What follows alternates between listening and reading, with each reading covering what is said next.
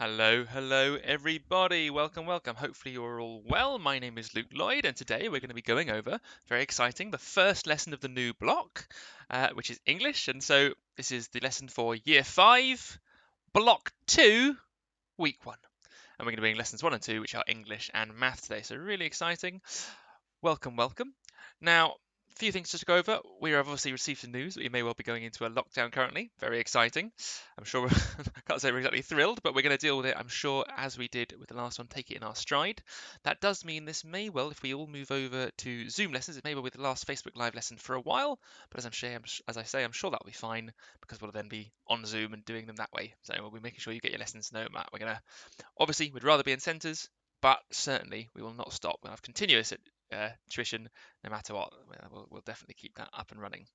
Now, the first thing we're going to start with today, this is actually the end of the block spellings from the last block. So it's week 6 spellings from block 1 that we're going to start with, and that's because, of course, we didn't do spellings on the first day. We never had spellings in the very first lesson because we haven't given you the spelling sheets yet. So we're going to run through those together now. So I'll read out those. If you're someone who's just joined and this is your first block with us, no problem at all. Just have a go. If you've not practiced them, don't worry, but just do your absolute best. These are words containing CH, so ch words, and we'll go through these, and there'll be 10 of them in order. And as I say, as always, I'm sure many of you know by now, I'll say all the words twice, once in a sentence, and once on their own. And my recommendation is to listen to the sentence so you understand the context. And that can be important if it's a homophone, for example. And then on the second repeat, then start writing down the word. I'll give you about sort of roughly 10 seconds per word. Again, writing it down, ideally in a spelling book, but wherever, any bit of paper should be absolutely fine. Let's start ourselves off. So, word number 1, my favourite character in the story was someone called Luke. My favourite character.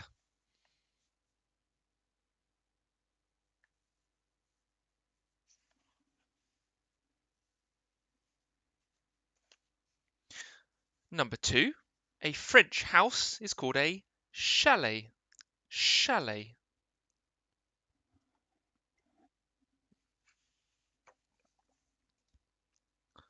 Number 2, chalet.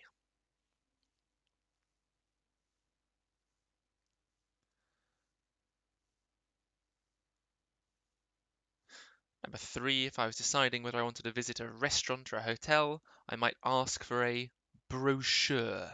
Number 3, a brochure. It's like an information leaflet, booklet type thing.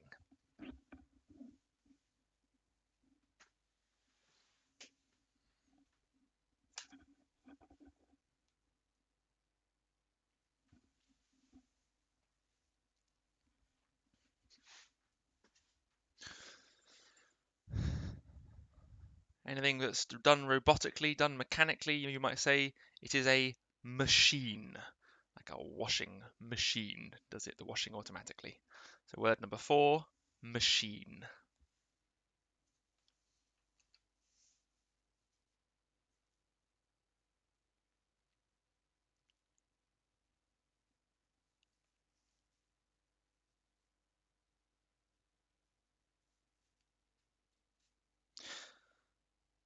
Number 5, getting 10 out of 10 in your spellings is a huge achievement. So word number 5, achievement.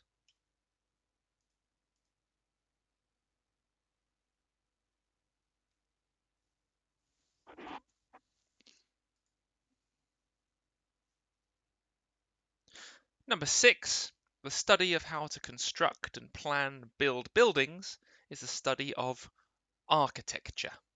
So word number 6, architecture.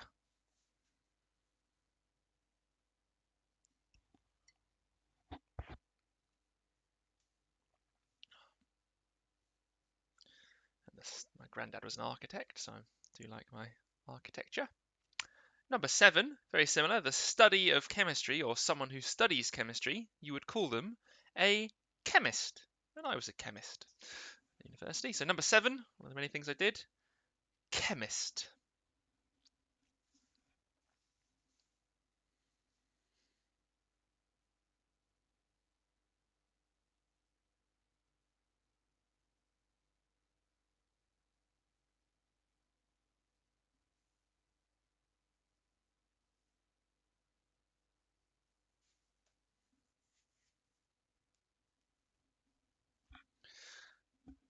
Number 8 is echo, echo, echo, echo. Where you hear the same sound again in a cave, we call that an echo. Number 8, echo. Makes me laugh.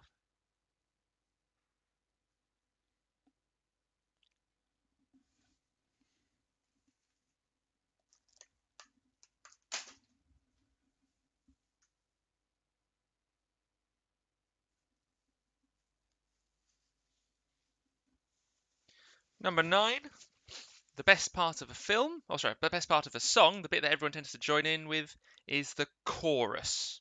So the chorus of a song. So number 9, chorus.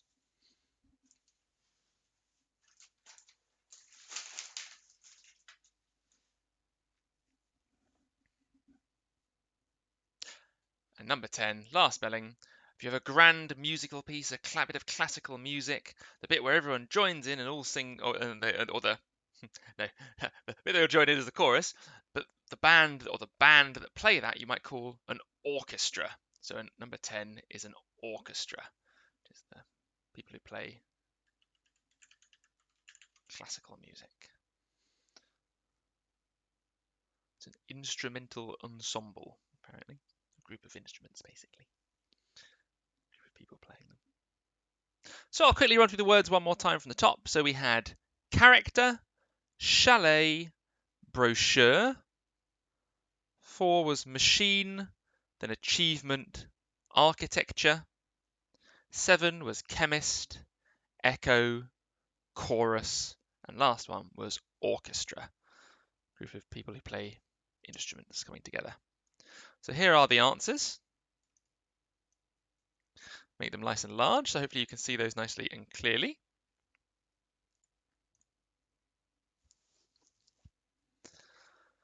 And mark them down and give yourself a score out of 10. Again, any words that you still need to learn should go in here, give yourself a score.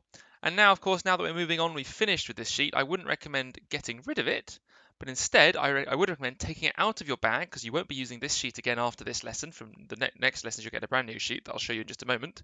But still keep this and still make sure you're learning the words, and go back through. And if there are any words from past weeks that you haven't learnt, test yourself on those again, really try and focus. Normally, if it was in lesson with me, I might actually ask, from my specific class, a couple of words that I know they found difficult throughout.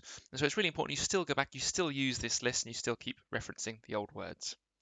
So this is the new sheet that you should have been given. So this is now the block 2 spellings. And what that means is, of course, we will do test 1 next week. So please try and learn these words. I'm sure I'll remind you again at the end of the lesson. But please go out your way to learn these words. And we'll get on with those next week. And again, we'll then keep doing 1 per week, exactly as we've always been doing. So what are we doing today? Well, we're going to start off with the English lesson, and the English is going to focus on 2 things. 1, some comprehension, and then 2, on a section testing your spellings again. So actually, this is the English as opposed to the verbal reasoning. For me, I always think, comprehension and spellings a bit more Englishly, whereas verbal reasoning, again, although it still involves words, it's a bit more like puzzle solving, odd one out, synonyms, antonyms, things like that more directly relate and test your vocabulary. And the first thing we're going to be doing is the comprehension on pages 4 to 7 in your Let's GL assessment book, which may now, I believe, actually have become your Collins English assessment book. I believe they bought out the rights. So I think actually I've got an updated picture of it here, but it's this one here. And they're identical books and the contents are the same, but yours should look like this. And it should be the quick practice tests from 9 to 10 for GL assessment. And if you'll know you're in the right space, because if you turn to page 4, you'll find the passages about Black Beauty, which is a bit of classic literature about the wonderful horse, well, the Black Beauty. So we'll turn to that page. Again, just while we're on here, let me just talk to you a little bit about what comprehension is in general. I'm sure you'll have done this at school, but just in case, let me talk through. So what does it mean to comprehend something? The word comprehend, if I comprehend what you're saying, it means I understand. So the study of comprehension is the study of understanding. And comprehension activities and comprehension questions test whether you understood what you've read. So they're an understanding test. And I think putting that into understanding that link makes it quite clear as to the kind of things they're likely to ask you. And the game I always say is, imagine you had a little sibling or an older sibling who had pretended to read something. What kind of questions would you ask them to check? You know, what happens if you didn't believe them? You thought maybe they'd lied, they hadn't really read their homework, and you were going to try and catch them out.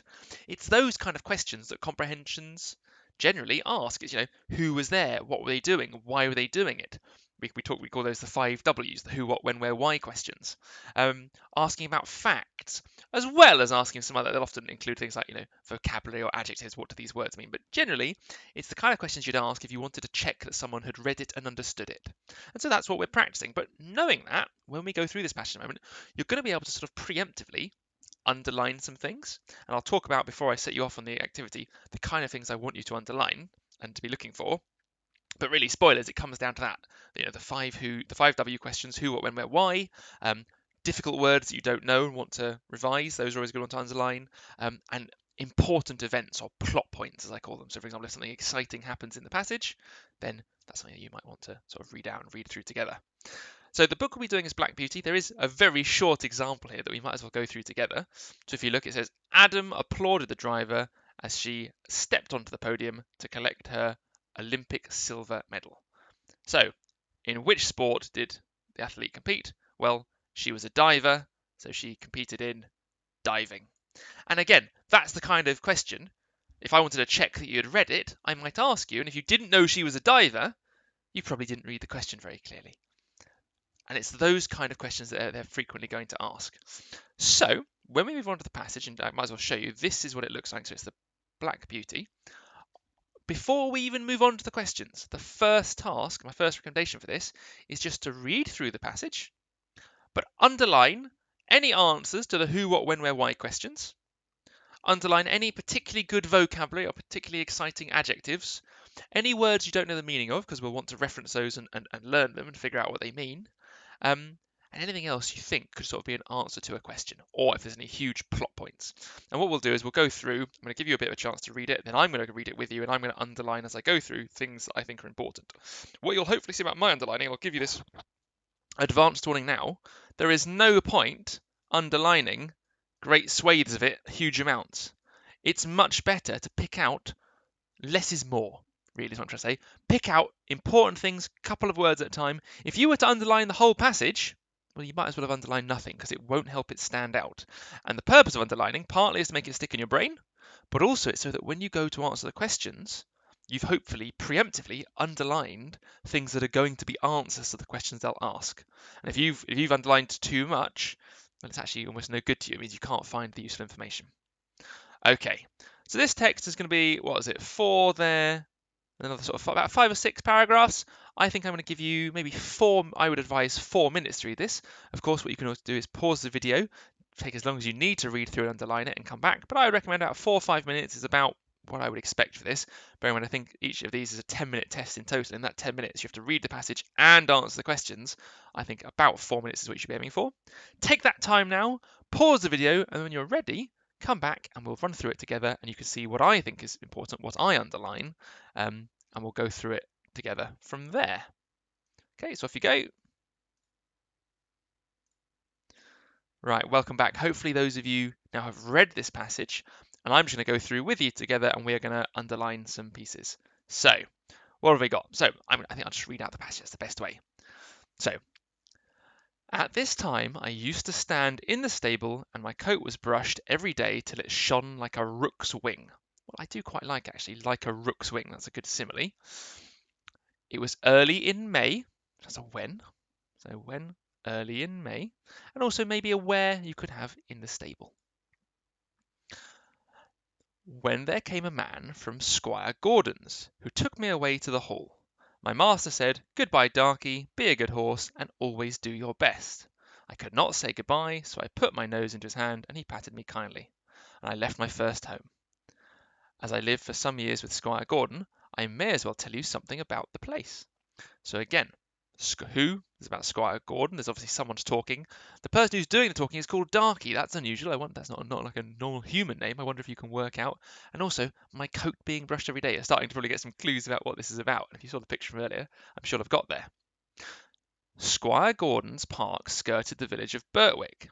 It was entered by a large iron gate at which stood the first lodge. And then you trotted, that might be a clue, trotted along a smooth road between clumps of large old trees.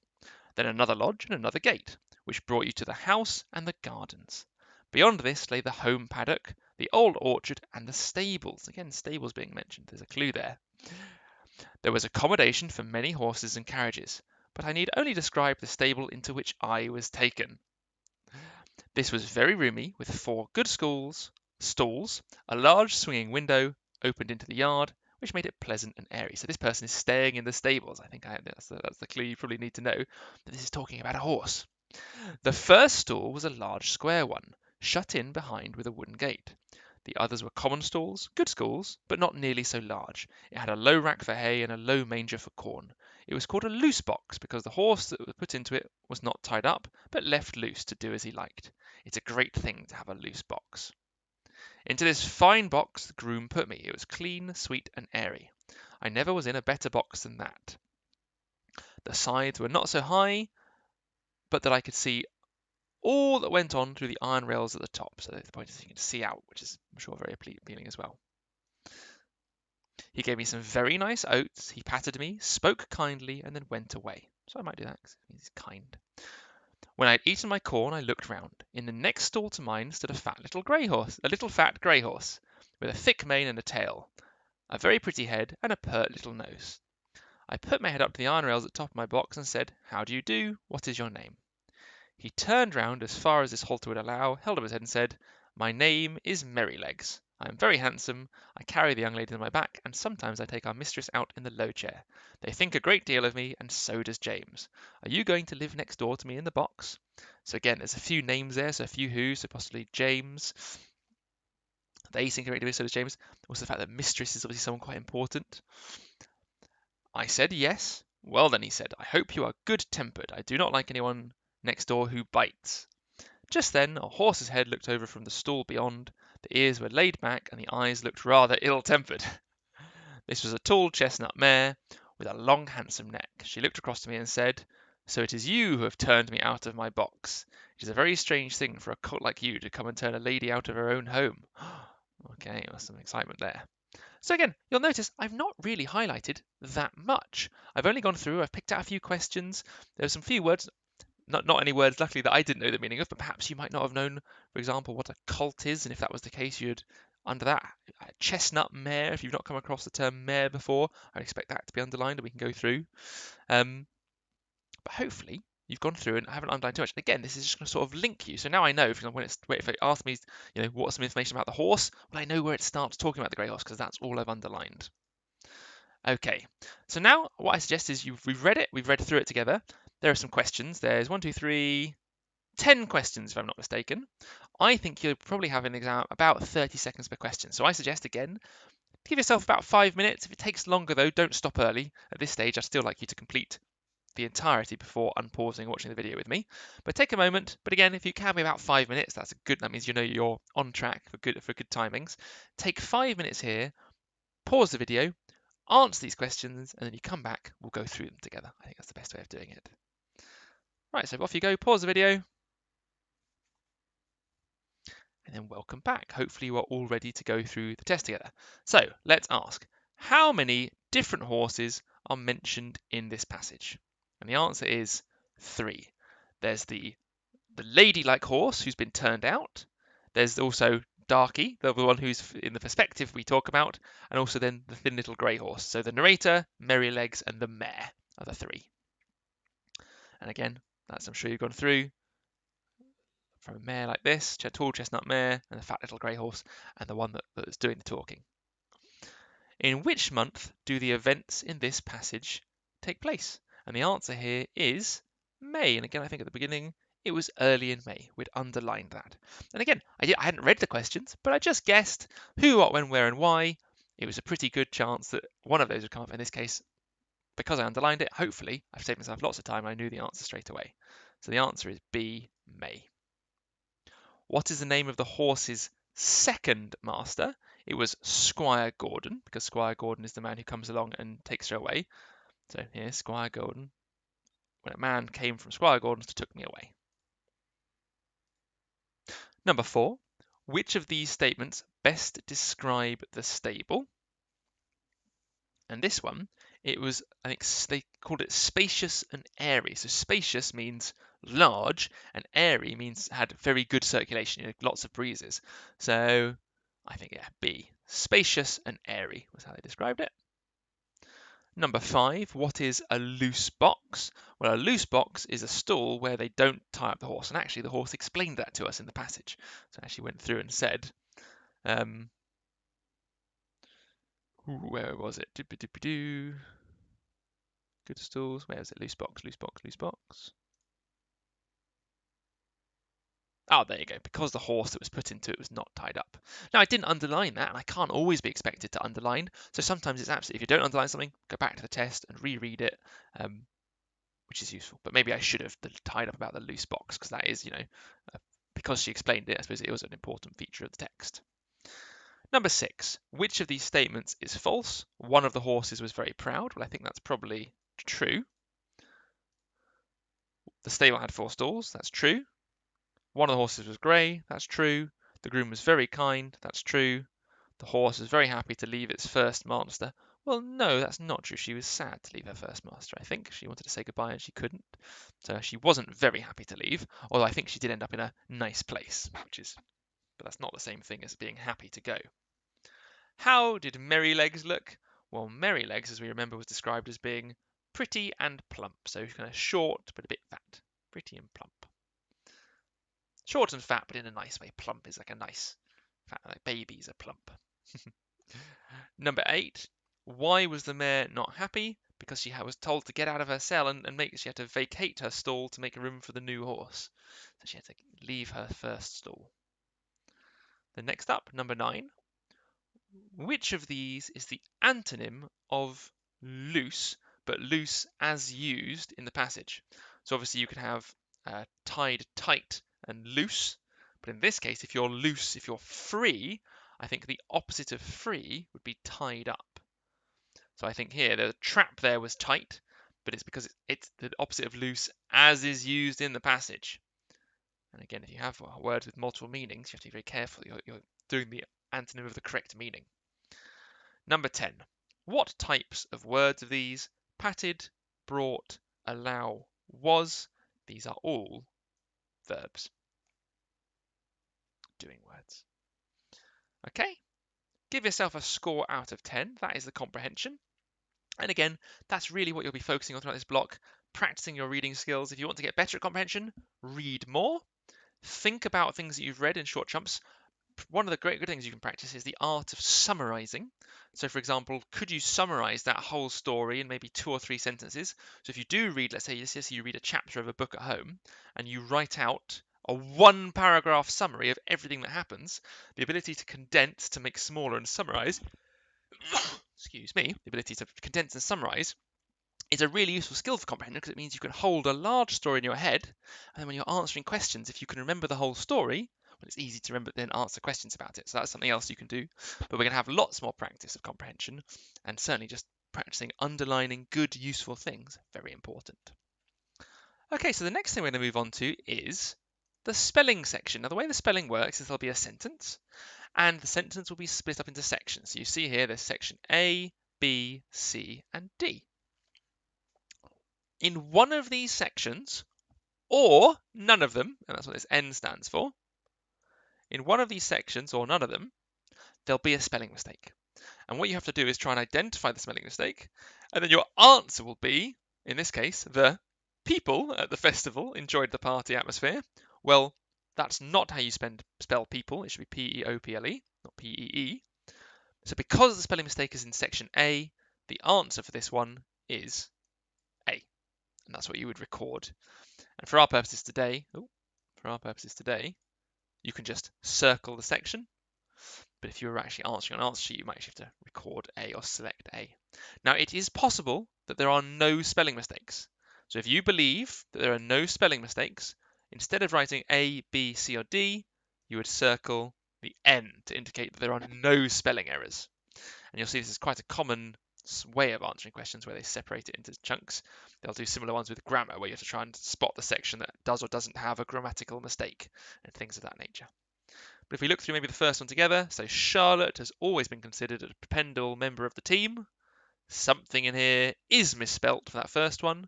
So you need to try and find the section, identify the word. Personally, I tend to underline, so if I thought that the had was spelt wrong, which isn't the case, but if I thought that was the case, I'd underline the word and then circle the answer.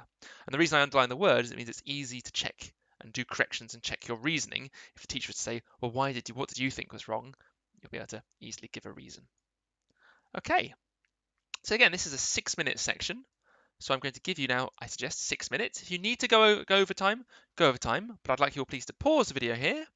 And only once you've completed or attempted all the questions, can you then come back for the answers and we'll go through them together and we'll make sure we do any corrections and talk through some words. Right, off you go. Good luck, guys. Okay, welcome back. Hopefully you are ready to now go through the questions. So let's have a look together. Let's do the answers. So number 1, Charlotte had always been considered a dependable or dependable. Well, in this case, the mistake is found in C because dependable should be spelt dependable, A-B-L-E, not E. So that's the mistake there. Question 2. Neither of my assistants was able to solve the case, so I will need to get involved. In this one, the mistake is in section A because they've misspelt assistants. Assistants needs to have 2 S's, A-S-S-I-S-T-A-N-T-S. So assistants, there needs to be an additional S in there. Number 3, Salford City are a good football team, at least according to him. And in this case, the spelling mistake is in section C because according needs to have 2 C's. So it's A-C-C. O-R-D-I-N-G, according. Number 4, I seek the cooperation of all those affected, declared the police. Well, here the mistake is it's not cooperation, it's the cooperation. Co-operation, so C-O-O-P-E-R-T-A-I-O-N, cooperation, so double O in that one. Number 5, the obedient hound was rewarded with a juicy pork chop, which she devoured instantly. It's spelt completely correctly. So there's no spelling mistakes for 5. So we'd circle N for no mistakes. Number 6, the horrendous criminal showed not even a shred of remorse or decency at the trial. And the mistake is D because decency is spelt incorrectly. It's D-E-C-E-N-C-Y.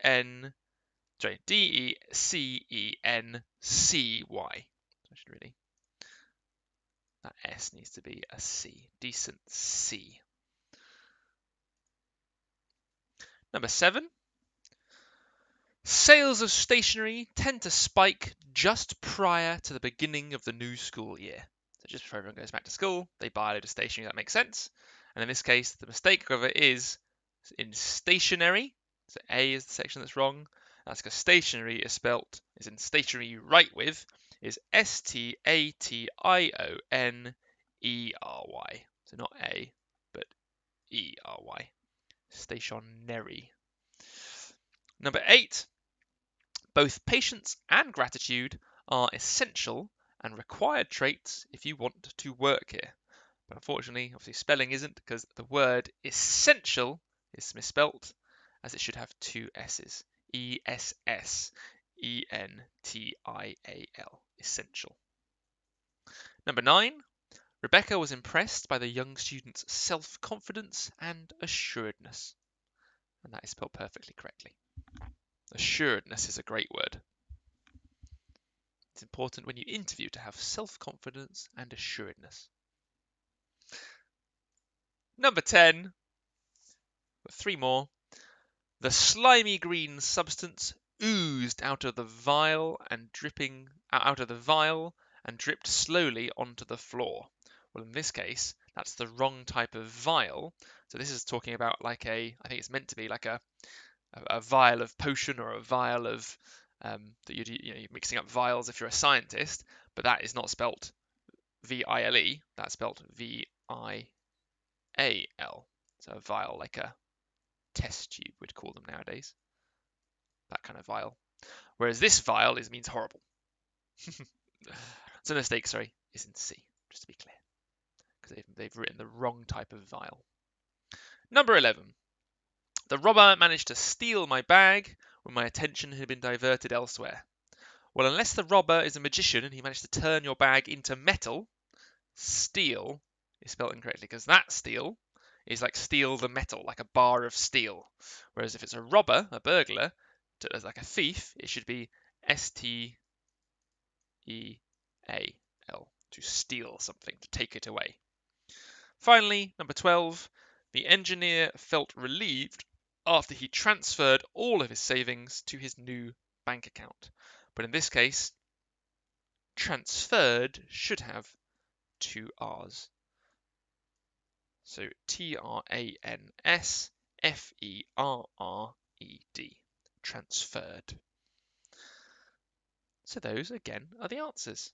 Now in here, there's a few words that may or may not have been challenging, so I'm just going to recommend that dependable, assistance, according, cooperation, decency, stationary, essential, vile, steal, and transferred, which are the answers, I would recommend having those into your word and meaning books and learning them, because they are quite common mistakes. And it's often the case whenever you do these sections that the words that are misspelt, when they've designed these questions, they've picked words that they intentionally think are difficult, so it's worth making an extra special note to learn them. Especially if you got any wrong, I would recommend copying them down into your word and meaning book. One final thing that you just might quickly want to just go through, because I don't know if I mentioned them, but in passing, if there were any words in here that I just wanted to go over, so let me just quickly run through. So obviously a stable is where it's like a kennel, but for horses. A squire, if you're a squire, it's someone who it's like so you have a knight and a squire, but in this case squire, esquire Gordons, it's like an honorific, which is something they put in front of the word, like doctor, but a squire, like a job role. Any other words? So skirted, the village, iron gates.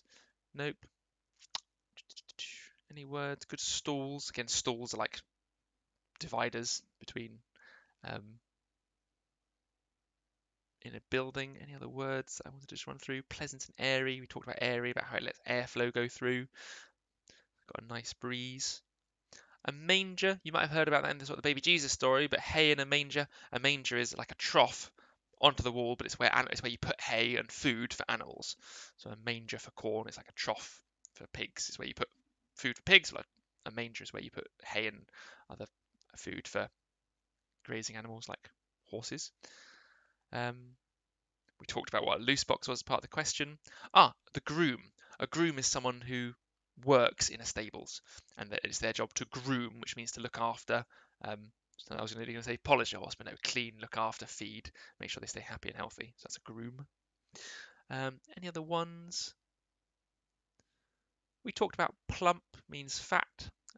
We talked merry legs is in his name. No, I don't think so. Good-tempered. If you're good-tempered, it means you're kind, friendly.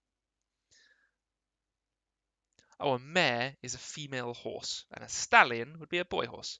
So a mare and a stallion are boy and girl. And a colt is a very young horse. So if you're defined as a colt, I think I mentioned that one. Again, it's a name for a specific type of horse. Let's Google colt. Yeah, it's one under 4 years old, supposedly. So it's a young horse. It's a colt. So there you go. That is, or those are, I should say, the words I wanted to just recap. If any of those you didn't know, again, remember when learning words, adding to your vocabulary, don't just use a dictionary. You're more than welcome to Google things, to look things up, to expand your vocabulary however you can. You'll never get in trouble from me, certainly, for expanding your vocab. The last thing just to quickly go over then is your homework for the English. So the homework now, it'll be the week 1 homework on your new homework sheet. You should have been given that. If you haven't got it yet, but if you do have your books for a reason, well, here it is. So it's complete lesson 1 within this book, pages 4 to 11, 35 41, 65 to 71, and if you can, of course, pages 93 to 99. And we're still going to be producing videos where we go through all the answers. So if you ever do get stuck, just know that they are available on the student portal, normally a week after the lesson first goes live. Okay, everyone. So that was the end of the English. We're just going to take a small break now, 10 minutes just to reset, and then after that we're going to go through the mathematics of block 2. So again, this is the week 1 mathematics, and I believe the book we'll be using is the Wild About Maths book. So actually, let me just copy that and put that up front. So we'll take a short break, and then we'll come back and we'll go through the mathematics. So it'll be 10 minutes. If you want to go through the maths with me, by all means, come and join me then. And of course, if anyone has just joined in later, they're welcome to go back to the beginning of the video and watch through the English that we've just completed. Okay, everybody, let's just transition to the break camera. See you all in a bit.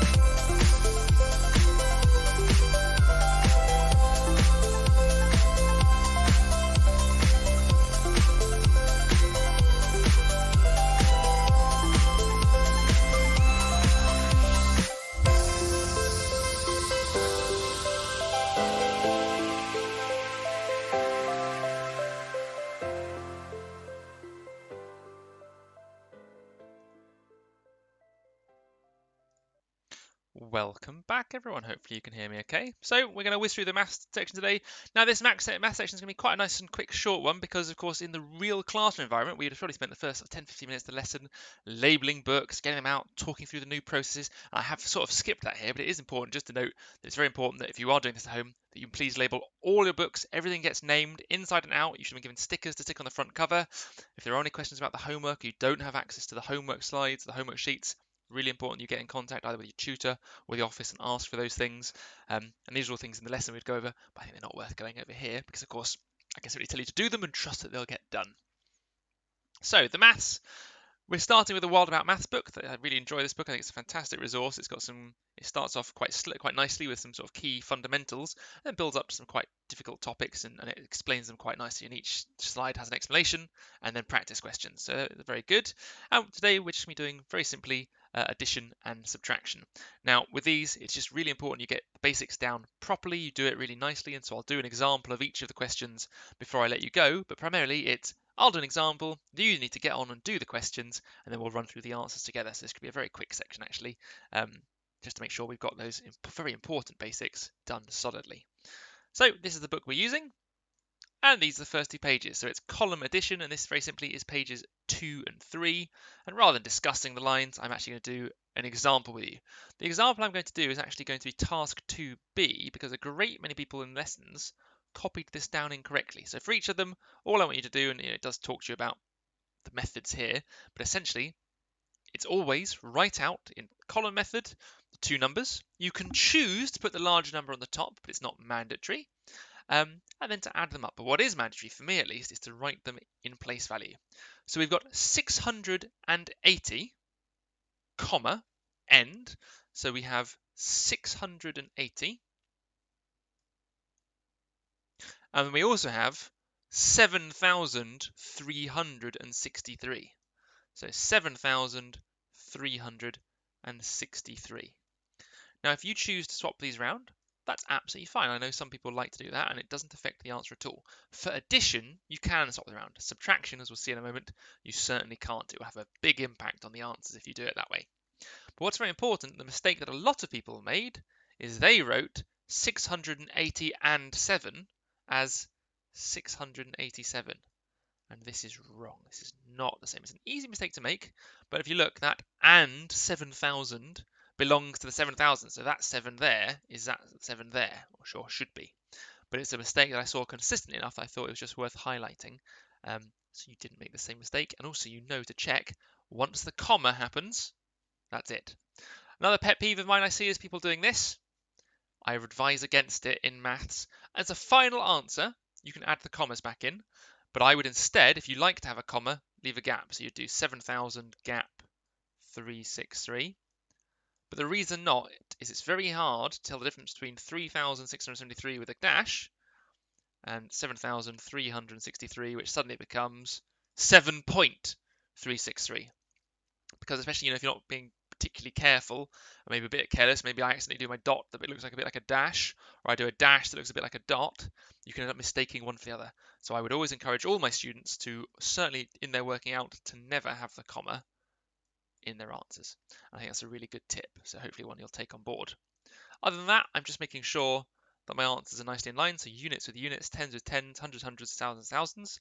If you want to, I've seen people do this before, you can even write a 0, because of course 680 has 0,000, so if you'd like to really keep it nicely lined up, you can.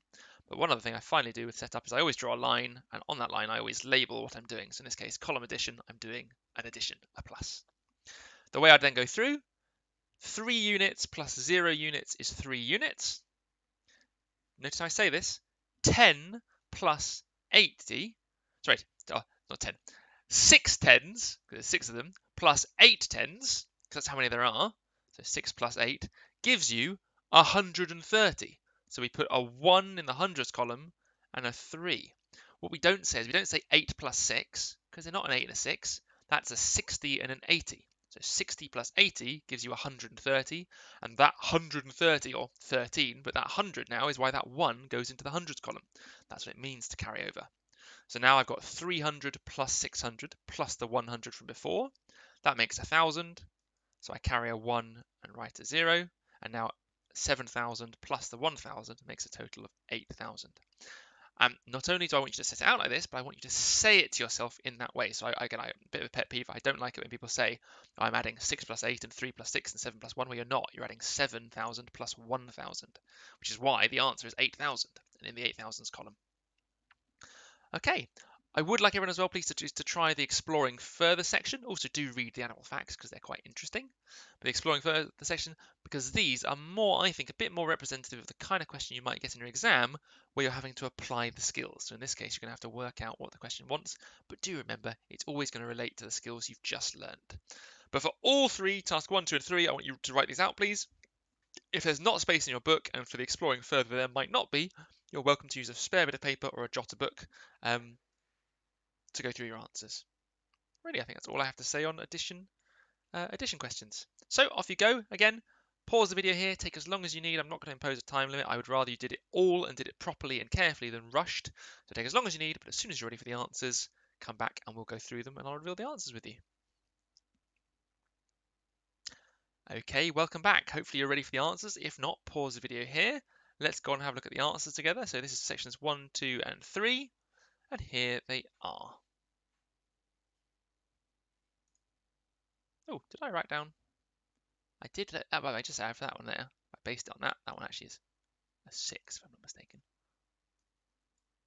Not that it matters, because it was just an example.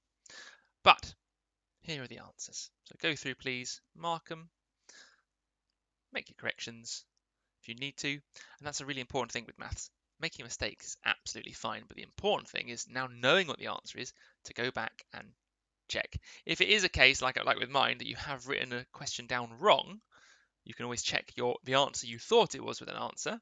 And so, for example, the children, I said anyone who wrote down 7 and got a slightly different answer, I allowed them to give themselves a mark for what they'd written, so long as they then promised to redo the question as it was supposed to be and made sure they could get the correct answer.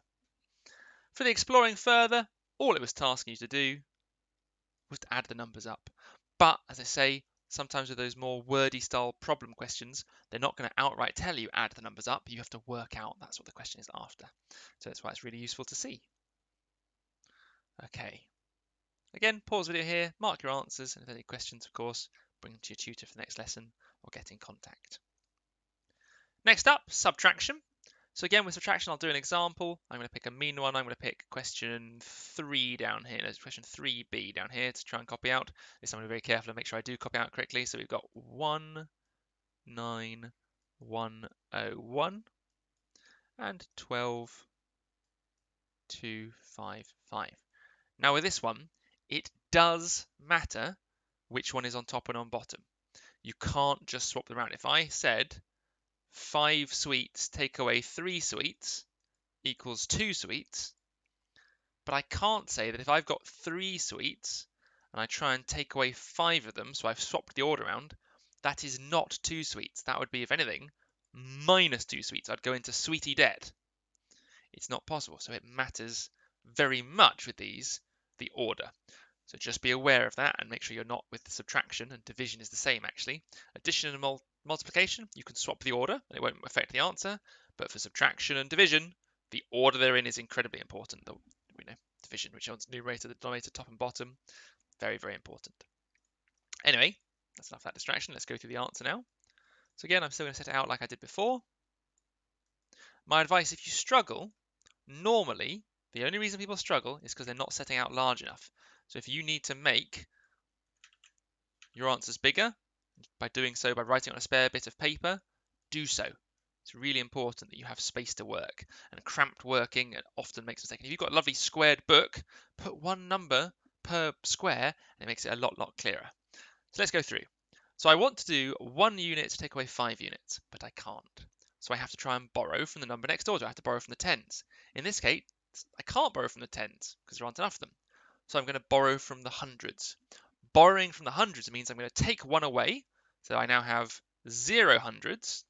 But I'm going to turn that 100, that 100, into 10 tens, because 10 tens is 100. And now, if you look, I've got 10 tens. So I haven't changed the number. I've just instead of representing 100, I'm turning it to 10 tens. Now that I have 10 tens, I can choose to take one of these tens, leaving me with 9 tens left. But if I take one of those 10s and represented it in units, I now can say I've got 1 plus the 10 I just took to make a total of 11 units.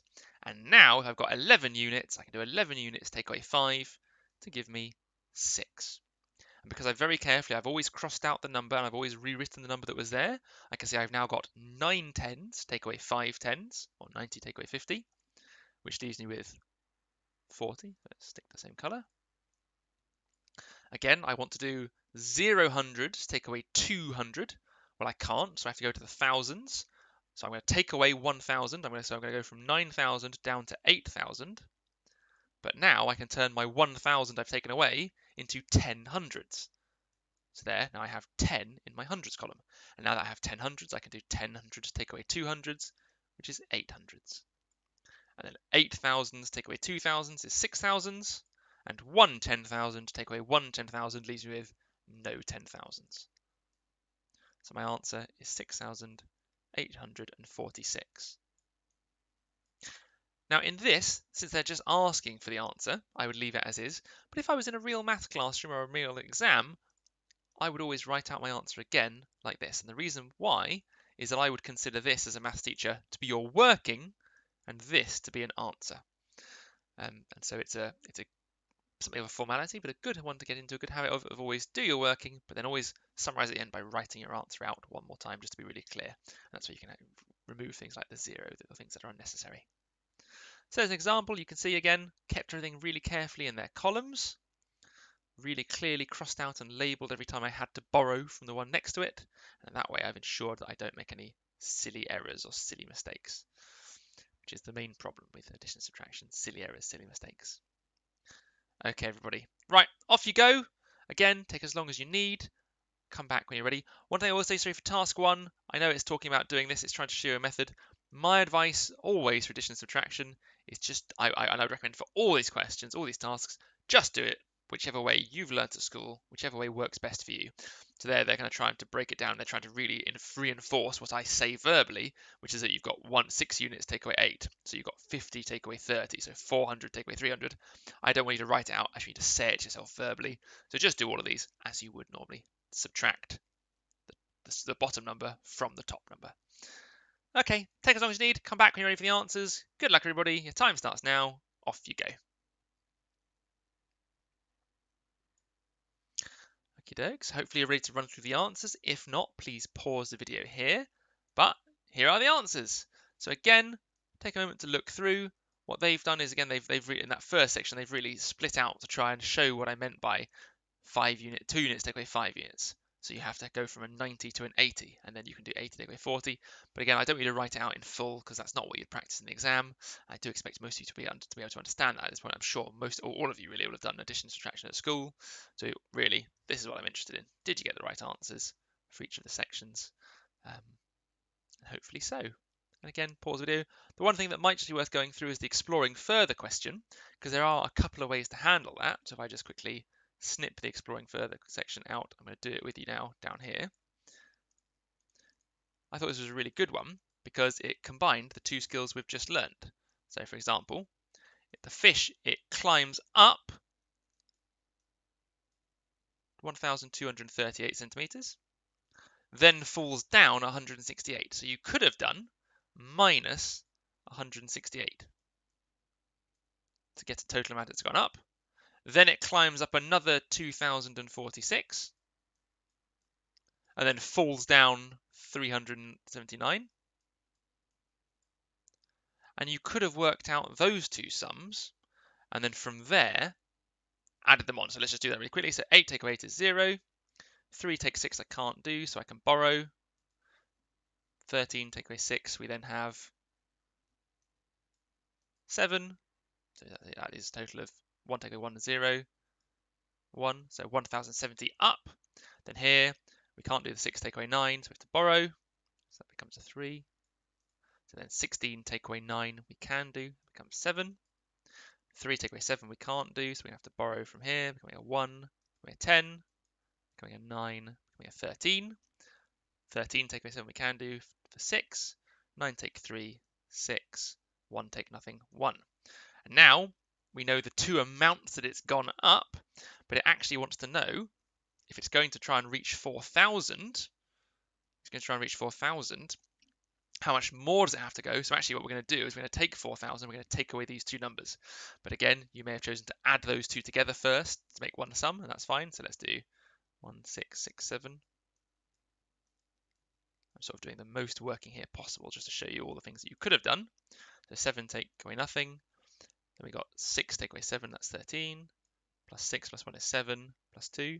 So in total, the little fish has climbed a total of 2,737 up. But we want to know what's left. So if it's got 4,000 to go, and it's covered 2,700, we've got to take away that from the 4,000. So that was an add to work out the differences. And in this case, we have to borrow from the 4 to make 3,000. Borrow from the 10 to get 9. Borrow from that 10 to get 9. And now we can do 10 take away 7, which is 3. 9 take away 3, which is 6. 9 take away 7, which is 2. And then 1. So final answer, 1263 centimeters left to climb. But again, in their way, they did it a couple of ways, and they did the climbing. Oh, well, actually, no, they did the similar one, but they didn't show you the working. There you go. But there's lots of ways. You could have added the two negatives together and added the two positives together, took them away. So there's a lot of ways to get to the same answer. But as long as you got there, I think I'm happy. Okay, so hopefully that's long enough for you guys to mark it. If you do need a bit longer just to mark all the questions, pause the video here or use your book. The last thing, though, I've got to mention this, is this one here. Off to the Explorer's Logbook. Well, on this page here is the Explorer's Logbook. It's pages 44 and 45. Hopefully you can see at the bottom, 44 and 45. We're going to make a record of the topics we've covered. And so today we did subtraction and we did column addition. So you, based on how you've marked your answers, need to go to this page and first off tick that you've done it. So I would tick the box to say that you've attempted that page, but give yourself a score. And the score is a red, amber, green. They call it a RAG rating, red, amber, green. But equally, you could do it with sort of a smiley face. So green would be a smiley face, amber sort of a neutral face, red a less happy face. And all it is to indicate how well you did. So if you got them all right, or maybe only have one or two mistakes, that's green. If you got more than half of them, exactly like the homework, more than half of them, and you felt there's only a couple of silly mistakes holding you back, amber. If it's something you need practice on, need work at, red, and then please make sure that you're notifying your teacher, your tutor of that fact, and you're practicing and coming back to these questions and redoing them in a new book, rewriting them out and making that progress so you can learn. And in that way, once you've completed everything, you'll know exactly how you've done on all the questions. So that's really useful, quite an important thing. And eventually, of course, we want this logbook fully ticked in and fully green, but you just don't have to get there in one go. You can get there in steps. Right, last things, of course, just remind you all, please, to do the spellings. So for next week, learn these spellings. For your next lesson, learn these spellings. And also, of course, finish the week 1 homework. This is the maths homework overview here. And again, it's the work from the Teacher Write Numeracy workbook. And then, of course, there's some you could as well that you can finish off. And again, here it reiterates, you don't worry about time conditions to start with, because these are the basics, and the basics are so foundational to doing well in maths. I'm much more concerned that you do it once properly, all correctly, with good understanding, than you rush it and make silly mistakes. So for me, I'm much more interested in you doing it well than doing it fast. Okay, everybody, that's really all I wanted to say today. Thank you all so much for coming. I hope you've enjoyed this. It was a bit of a shorter lesson today, but that's often the case in the very first lesson because of all the book labeling we would normally do. But I appreciate it. And of course, if you are coming to have Zoom lessons with us in the future, I hope those go well. If you're still in lessons, I hope those go equally brilliantly. Okay, everybody, thank you so much for your time. I'm going to finish the lesson here. Brilliant, everyone. Bye-bye.